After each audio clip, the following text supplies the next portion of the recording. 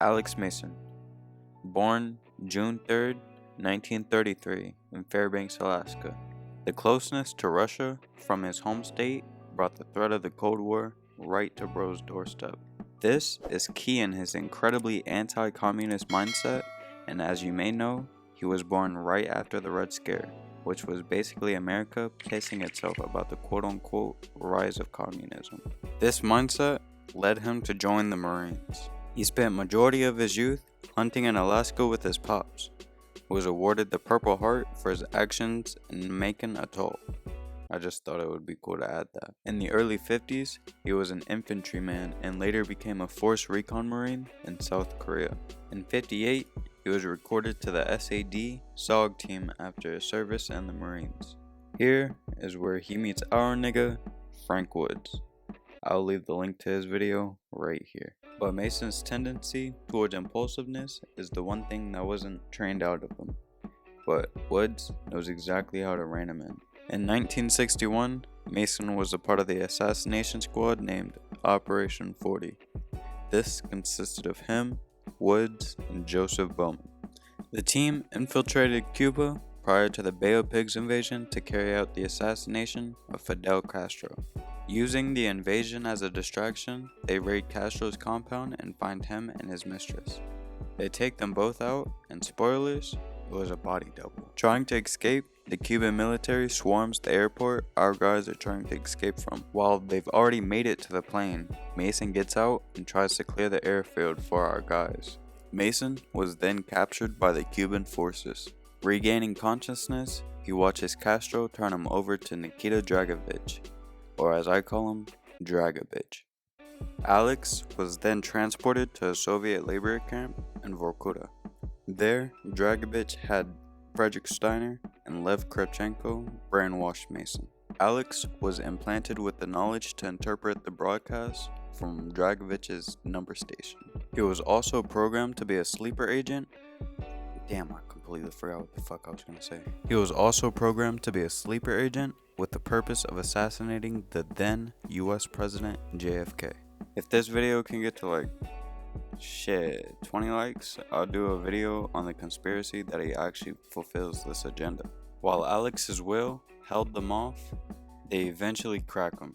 However, our boy, Viktor Reznov, a former hero of the Red Army, who was betrayed by Dragovich and Kravchenko, successfully sabotages Mason's brainwashing and reprograms him to kill Steiner, Kravchenko, and Dragovich in order to avenge the death of Dmitry Petrenko.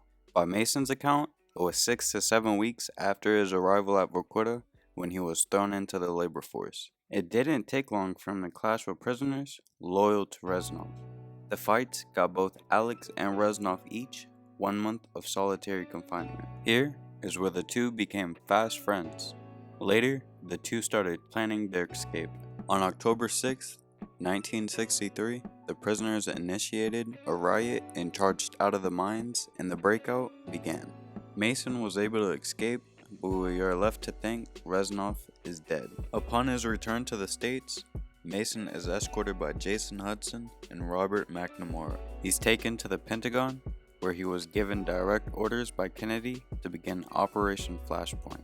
Flashpoint is an operation where Mason and his team kill Dragovich and sabotage the Soviet space program. Throughout the meeting, Alex starts tweaking and hears the numbers in his head. When speaking to President Kennedy, Mason hallucinates taking a pistol to the Domsky, indicating he's still under Dragovich's control, but is able to resist. Whoa, calm down, Jamal. Don't pull out the 9. On November 17th, Mason and the CIA infiltrate the Soviet Cosmodrome in Baikonur. The Soviets were already aware about this attack since they captured the double agent Gregory Weaver. God damn, why the fuck did I say that like that? Mason and his team rescue Weaver and fight their way to the control bunker for the Soyuz 2 rocket. And bro, just look how cinematic these niggas rescue this nigga, bro. God damn, bro, this show is peak gaming back in the day, bro. The fuck happened to Black Ops? But were unable to stop the launch. Mason then uses a prototype Valkyrie rocket to snipe the big ass boom boom stick mid-air. Watch your jet, bro. Watch your jet! After that, the Operation 40 squad began a sweep of the facility to eliminate the surviving members of the Ascension group. They then cornered Dragovich in his limo and destroyed it. Mason, believing the blast killed him due to Woods saying there's no use in checking, they move on. But as we know, he should have checked. A few years later, Alex comes back home and joins the SOG team. His mother falls ill and his father calls him and his siblings to her deathbed. Mason failed to arrive, leaving a bad taste in his family's mouths. His sisters sent letters, but he never responded. His father then said that he should have stayed in Vorkuta, and bro, I know that one hurt, especially after Mama Duke's going down for the count. God damn. But his sister Marion tells him that he can stay with her if needed, and that her children still looked at him as their hero. In 1968, Alex joins the SOG unit led by Woods and is sent to Vietnam. They're here looking for covert Soviet operations. After landing in Khe Sanh, he meets with Woods and the rest of the unit. The hill of Khe Sanh came under attack by the NVA, and Woods, Hudson, and Mason repelled the beginning of the attack before they left for their mission. In Hue City, they attempted to pick a Soviet defector up with vital info on the Soviet involvement of the war. In a safe room, Mason believes that he's reunited. The fuck did I just say? Mason believes that he's reunited with Reznov, although we find out it was all in his head. Bro tweaking about hard as fuck. After collecting some intel, the team leaves Hue City. While heading north, Mason's heli was shot down, but he managed to escape due to an hallucination of Reznov. Mason and the rest of his guys enter a village to sabotage Viet Cong equipment. Mason then goes down a rat tunnel to clear it out, along with Swift, before hallucinating that Reznov is down there with him. Swift comments on this by saying, "What the fuck is wrong with you?" before getting stabbed by a Viet Cong soldier and dying, leaving Mason down there alone with Reznov. Mason and Reznov then retrieve a Soviet operation book in Kravchenko's office. The tunnel then collapses as a result of booby traps, and Mason barely escapes. If you guys want a part 2, get this video to 1K views?